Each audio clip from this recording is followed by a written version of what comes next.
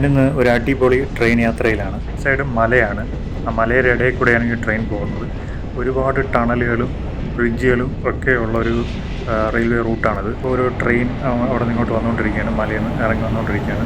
Single ലൈനാണ് ഉള്ളത്. തമിഴ്നാട്ടിലെ തെങ്കാശിയിലാണ്. തെങ്കാശിയിൽ നിന്ന് ഞാൻ കൊല്ലം വരെ പോവുകയാണ്. പശ്ചിമഘട്ട മലനിരകൾക്കിടയിലൂടെയുള്ള വളരെ മനോഹരമായിട്ടുള്ള ഒരു റെയിൽവേ റൂട്ടാണിത്. 50 രൂപയാണ് ടിക്കറ്റ് ചാർജ്. ഈ റെയിൽവേ റൂട്ടിലെ പല സ്റ്റേഷനുകളും അണ്ടർ കൺസ്ട്രക്ഷനാണ്. മഴക്കോളുണ്ട്, കണ്ടോ, ദൂരെ മല കാണുന്നുണ്ട്. നമ്മൾ അങ്ങോട്ടാണ് കയറാൻ വേണ്ടി പോകുന്നത്.